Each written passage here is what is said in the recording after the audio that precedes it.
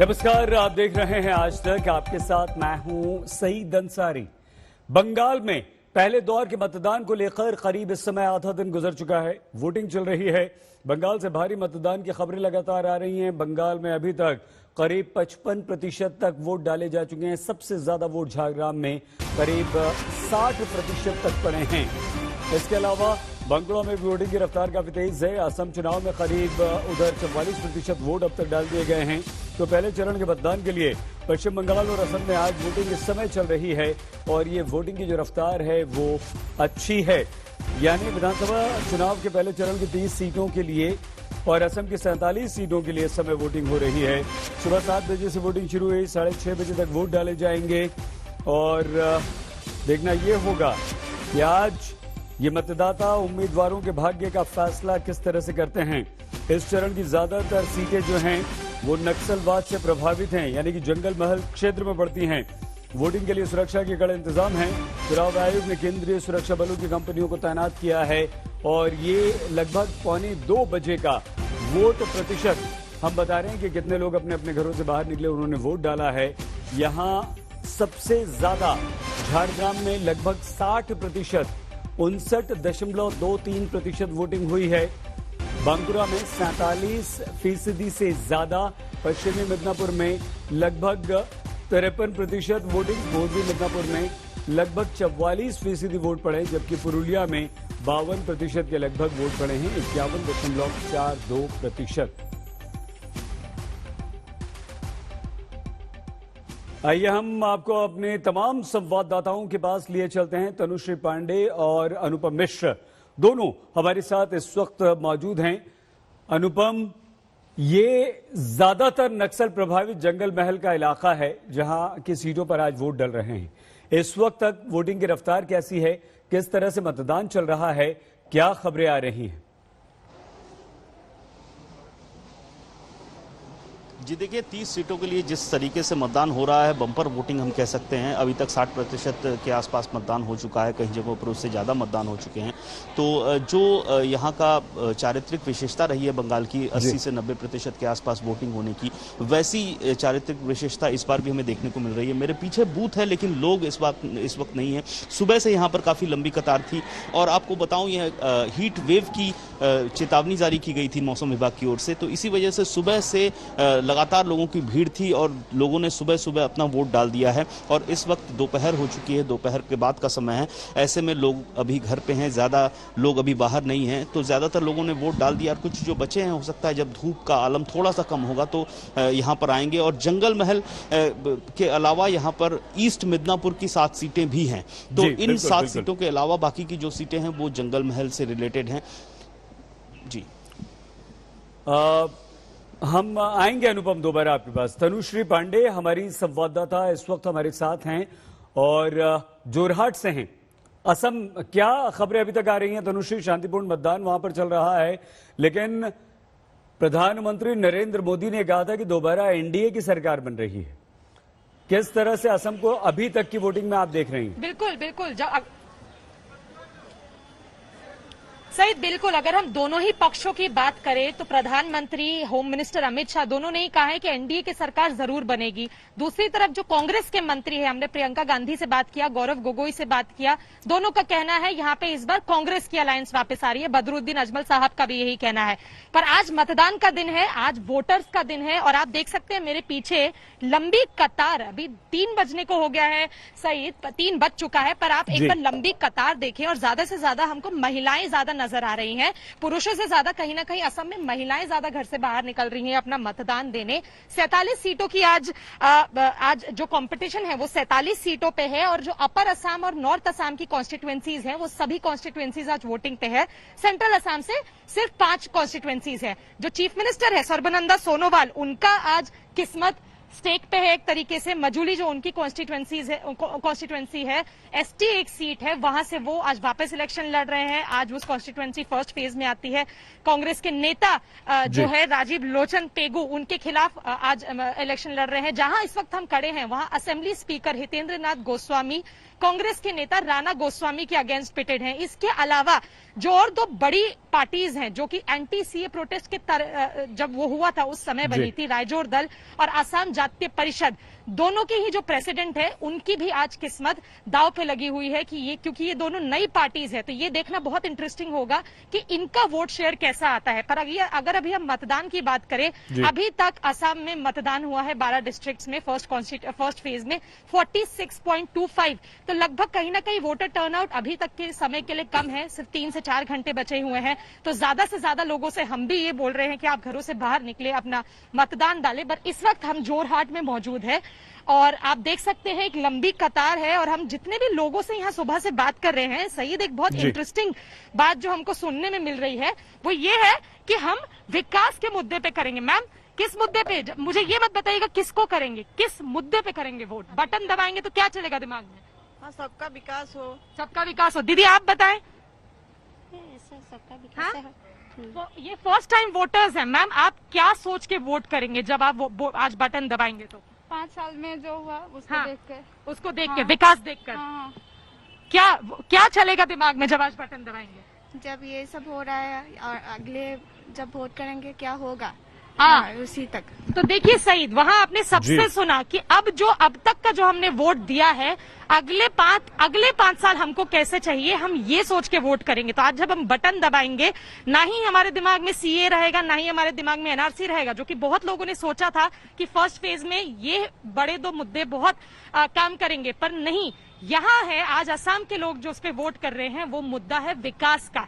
तो असम के लोग दिमाग में विकास के बारे में सोचेंगे जब आज वो मतदान देने जाएंगे। और इस वक्त सब अंदर ये बहुत मतदान अच्छी देने बात के लिए वेट कर रहे हैं और कोविड का प्रोटोकॉल भी बहुत अच्छे से लागू है। ये बहुत अच्छी बात है कि चलिए स्थानीय मुद्दे हैं, रोजगार है, महंगाई है और दूसरे वहां के स्थानीय बिजली पानी सड़क हो सकता है और दूसरे मुद्दे वहां के हैं। ये बहुत अच्छी बात है। तो तनुश्री, अनुपम दोनों हमारे साथ हैं, लेकिन बड़ी खबर इस वक्त आ रही है बंगाल से। शुभेंदु अधिकारी के भाई पर हमले का आरोप लगा है।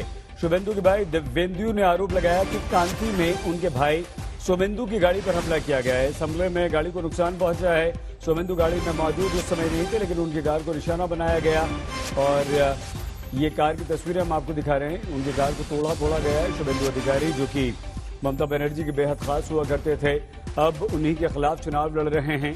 लेकिन कांती में कुछ दिनों पहले प्रधानमंत्री नरेंद्र मोदी भी गए थे। जबरदस्त उन्होंने रैली को वहां पर संबोधित किया था।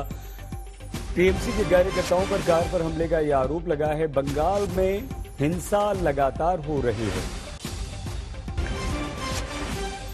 हम लोग शाहबाजपुर संबोधि शिक्षा पीठ में हैं, जहां पर बूथ के पास आस्ते बाबू इस वक्त हम लोग कांथी के शाहबाजपुर स्कूल के पास हैं, संबोधि स्कूल के पास हैं। यहाँ पर सोमेंदु अधिकारी की गाड़ी है जो भाजपा में कुछ दिनों पहले ही ज्वाइन किए हैं शुभेंदु अधिकारी के भाई, और उनका आरोप है कि जब वो यहाँ पहुंचे, उनको खबर मिली थी यहाँ कुछ गड़बड़ी हो रही है।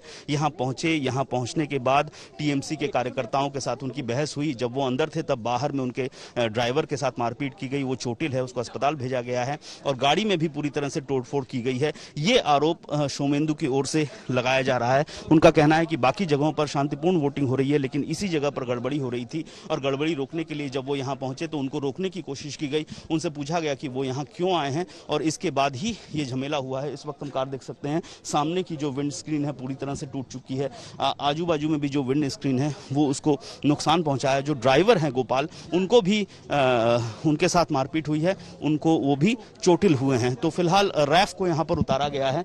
भारी संख्या में पुलिस बल यहाँ पर मौजूद हैं। हम आपको दिखाते हैं, यही वो स्कूल है जिसके सामने वोटिंग हो रही थी, जिसके भीतर और जिसके सामने घटना हुई है। Rapid action force, central forces, इसके अलावा पुलिस भी इस वक्त यहाँ पर मौजूद की गई है। इलाके में थोड़ा सा तनाव जरूर है, लेकिन अभी पुलिस ने मामले को अपने हाथ में करके रखा हुआ है। कैमरामैन तापस बायरी के साथ अनुपम मिश्र, आज तक, कांथी। शुभेंदु अधिकारी के भाई की कार पर हमला हुआ है, तोड़फोड़ हुई है। खुद शुभेंदु अधिकारी क्या कहते हैं, देखिए, सुनिए। शुभेंदु अधिकारी के भाई सोमेंदु अधिकारी इस वक्त हमारे साथ हैं, जिनके साथ घटना हुई है। उनकी गाड़ी में तोड़फोड़ की गई है। इलेक्शन एजेंट है यहाँ पर 216 काथी दक्षिण में। क्या घटना हुई है पूरा बताइए। यहाँ पर तीनों बूथ हैं, 205, 6 और 7 दक्षिण काथी के अंदर साबाजपुर ग्राम पंचायत। ये तीनों बूथों के लिए हमारे पास इंफॉर्मेशन था। ये तीनों बूथ में रिगिंग होगा, विरोधी वोटरों को वोट डालने से रोका जाएगा। जब ये सुबह और भी पक्का हुआ, मैं 11 बजे यहाँ पर पहुंचा, तब यहाँ के जो प्रधान है, ग्राम पंचायत के प्रधान नमिता दास, उसके हस्बैंड राव गोविंदो दास के नेतृत्व में 10-12 लोग बूथ के अंदर घुस के मैं क्यों आया हूँ बूथ में, इसके लिए वो पूछने लगे, स्लोगन देने लगे। सीआरपीएफ पूरा एकदम चुप था, यहाँ पर कुछ भी नहीं किया। उसके बाद वो लोग बाहर आए, भीड़ एक जमा हुई, उनके साथ ही 3-4 हमारे कार्यकर्ताओं को बाहर बहुत बुरी तरह से मारने के बाद मेरे ड्राइवर को मारे और उसके बाद मेरे गाड़ी के साथ ऐसे किया। ड्राइवर का नाम क्या है? मेरे ड्राइवर का नाम गोपाल सिंह। उनको चोट लगी है? चोट लगी है, यही है। और कंप्लेन आपने दर्ज कराई है? नहीं, लिखित तो अभी दे नहीं सके, जरूर लिखित कंप्लेन देंगे। टीएमसी का भी आरोप है कि आपने मेरे साथ कोई नहीं था। मैं मारपीट क्यों करूंगा? मैं इलेक्शन एजेंट हूँ, एक बूथ में आया हूँ वोट देखने के लिए कैसे हो रहा है, मैं क्यों मारपीट करने जाऊंगा? ये सोमेंदु थे जिनकी कार पर हमला हुआ है, और शुभेंदु के भाई सोमेंदु पर हमले का दावा सबसे पहले शुभेंदु अधिकारी के भाई दिव्येंदु अधिकारी ने किया था, जो टीएमसी के सांसद भी हैं। आज तक ने उनसे बातचीत की, उन्होंने कहा कि वो भी जल्द ही बीजेपी में शामिल होंगे। सुनिए। हमारे साथ इस वक्त है शुभेंदु अधिकारी के भाई दिव्येंदु अधिकारी, जो तृणमूल कांग्रेस के सांसद है। दिव्येंदु दा, ये बताइए किस तरह से आपका आंकलन है इस बार जो चुनाव हो रहा है, और कैसा वोट हुआ है सुबह से? देखिए, कुछ किसी जगह में छोटा बहुत कुछ प्रॉब्लम्स हुआ है। कांती दक्षिण में साबाजपुर में बीजेपी का एजेंट को गाड़ी तोड़ा गया है, उसका ड्राइवर को पीटा गया है, और पटासपुर भगवानपुर में भी प्रॉब्लम चल रहा है। ये इलेक्शन कमिश्नर को बहुत कड़े से कड़े बंदोबस्त एक्शन लेना चाहिए। Local police is misguiding the central police. आज आपके भाई सोमेंदु अधिकारी, उनके गाड़ी में भी हमला हुआ है, किस तरह से देखते हैं? किसके खिलाफ जो एलिगेशन है, किसने किया है आपको लगता है? एलिगेशन बता दिया किसके अगेंस्ट में है, पुलिस एक्शन लेने वाला है। जिस तरह का पुलिस व्यवस्था आज किया गया है, सेंट्रल फोर्स बहुत ज्यादा तादाद में सब जगह पे दिख रहा है, कितने कॉन्फिडेंट है कि नंदीग्राम में शुभेंदु दा जीत पाएंगे? वो तो 2 तारीख को बता जाएंगे ना। 2 तारीख को जो काउंटिंग होगा तब पता चलेगा कौन जीते। पब्लिक का मूड क्या लगता है? कांती तो आपका होम टाउन है। बहुत अच्छा है, पब्लिक फेस्टिव मूड में चुनाव का वोट दे रहा है। और एक आखिरी सवाल, आप अभी भी ऑफिशियली तृणमूल में सांसद है, बीजेपी को आप जान कर रहे हैं? अभी तक डिसाइड नहीं किया, 2-3 के अंदर अब पता चल जाएगा। ये कार जो आप देख रहे हैं, ये शुभेंदु अधिकारी जो टीएमसी से बीजेपी में शामिल हुए, नंदीग्राम से चुनाव लड़ रहे हैं, उनके भाई की कार है जहां ये हमला हुआ है। हम सीधे अनुपम मिश्र हमारे संवाददाता के पास आपको लिए चलते हैं। अनुपम, क्या इस दौर में ये जो हिंसा हम देख रहे हैं, ये आगे भी हमें देखने को मिलेगी? और एक जो बड़ा आरोप ये लग रहा है कि सीआरपीएफ ने कुछ नहीं किया, ये सिर्फ राजनीतिक प्रतिद्वंद्विता है। इसका क्या, इस हिंसा का असर आम वोटर के मन मस्तिष्क पर पड़ेगा? क्या वो घर से बाहर निकलकर वोट देने से डरेगा? अनुपम जी सईद, देखिए, पश्चिम बंगाल में दशकों से राजनीतिक हिंसा रही है और आज भी है, लेकिन जो वोटिंग परसेंटेज है वो हमेशा से 90% के आसपास रही है। तो बाकायदा हमने पिछले लोकसभा चुनाव देखें या उससे पहले के विधानसभा चुनाव देखें या वाम मोर्चा के शासनकाल में भी हम देखें, तो वोटिंग परसेंटेज बहुत रही है, बावजूद इसके कि हिंसा रही है। तो हिंसा जितनी भी होती रही है ये, लेकिन लोगों के मन में ये डर नहीं पैदा कर पाई कि हम बाहर जाके वोट न दे पाए। सिर्फ एक बार ऐसा हुआ है पंचायत चुनाव में पिछली बार, जब लोग बूथ तक नहीं पहुंच पाए, बूथ तक जाकर वोट नहीं दे पाए, तब उन्होंने कोर्ट का सहारा लिया। कोर्ट ने यहां तक कह दिया, व्हाट्सएप पर वोट देने तक की बात आ गई थी। तो ये सिर्फ एक दफा हुआ है, लेकिन जो चारित्रिक विशेषता है बंगाल के चुनाव की, वो हिंसा दुर्भाग्यपूर्ण है कि वो नहीं थम रही है और अभी भी हो रही है। लेकिन कंपैरेटिवली अगर हम देखें तो गनीमत है कि पहले चरण के चुनाव में बहुत बड़ी हिंसा की वारदात अभी तक कहीं नहीं हुई है। छिटपुट हिंसा की वारदात हुई है, लेकिन जिस तरह से पुराने दिनों में चुनाव में होता था वैसा नहीं हुआ है। बहुत धन्यवाद अनुपम। बंगाल चुनावों में जिसका डर था वही हुआ। सुरक्षा बलों की भारी तैनाती के बावजूद पहले ही दौर के मतदान में हिंसा हो गई। सीपीएम के उम्मीदवार पर हमला हुआ तो बीजेपी कार्यकर्ता की हत्या पर जबरदस्त हंगामा हुआ।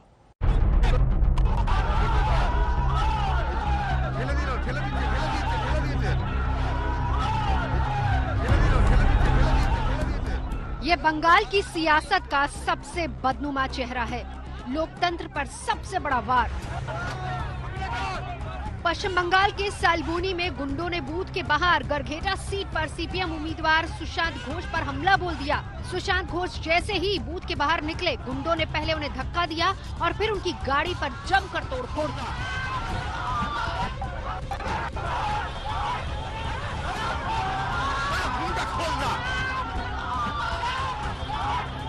उनके समर्थकों की हमलावरों से हाथापाई भी हुई और इस बीच पुलिस तमाशबीन बनी रही। सुरक्षा का कोई इंतजाम नजर नहीं आया। जैसे तैसे वो वहां से निकले, अपनी गाड़ी में सवार हुए और जान बचाकर भागे। इस दौरान गुंडों ने उनके साथ आई गाड़ियों का भी पीछा किया।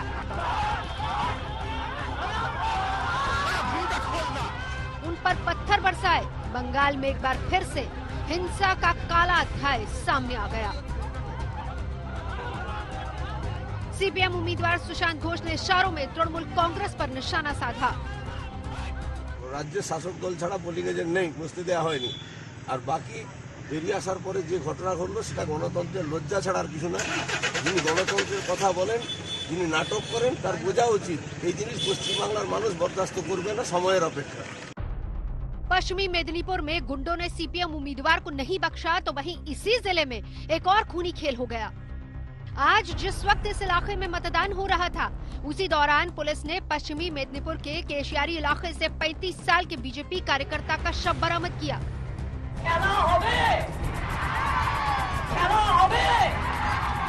बंगाल चुनावों से पहले ममता बनर्जी के खेला होवे को बीजेपी इसी हिंसा से जोड़कर देख रही थी। वहीं अमित शाह ने भी हुंकार भरी थी कि अगर दीदी खेला होवे से डराती हैं, तो वो जान ले कि पश्चिम बंगाल में बच्चा बच्चा फुटबॉल खेलता है। One can fool all the people once a time, but one cannot fool all the people all the time. এটা মাথায় রাখবেন এবং সেই জন্য আগামী দিন মা বোনেরা আমি যাবার আগে বলবো, খেলা হবে, খেলা হবে, খেলা হবে, দেখা হবে, দেখা হবে, দেখা হবে, জেতা হবে, जेता होवे। अरे दीदी क्या डराती को हमें? खेला होवे से हम डर जाएंगे क्या? डरेंगे क्या? जोर से बोलो, डरेंगे क्या? अरे दीदी मालूम नहीं है तो आपको बंगाल का छोटा बच्चा भी हर रोज फुटबॉल खेलता है। तेरे खेला होवे से कोई नहीं डरता। बंगाल में बीते 10 सालों से ममता बनर्जी का शासन है। उसे पहले 3 दशकों से भी अधिक समय तक सीपीएम सत्ता पर काबिज थी। तब ममता सीपीएम पर हिंसा का आरोप लगाती थी और इस बार ममता पर हिंसा भड़काने के आरोप लग रहे हैं। वहीं ममता बीजेपी पर बाहर से हथियारबंद गुंडे लेकर आने के आरोप भी लगा रही हैं। दिल्ली हो, আমরা তাদের বহিরাগত গুন্ডা বলি না, বহিরাগত গুন্ডা কাদের বলি? उत्तर प्रदेश गुंडाদের সাজিয়ে পাঠিয়ে দিচ্ছে এখানে। और इन सब के बीच ये तस्वीरें दिखाती हैं कि कई दशकों बाद भी बंगाल का रक्त चरित्र नहीं बदला। इंद्रजीत कुंडू के साथ पौलमी साहा और प्रेमा राजाराम, पश्चिमी मिदनापुर, आज तक। पश्चिम बंगाल चुनाव के पहले दौर की वोटिंग के दौरान दिलचस्प तस्वीरें भी सामने आई। बीजेपी और टीएमसी दोनों के ही नेताओं ने दिन की शुरुआत पूजा अर्चना के साथ की।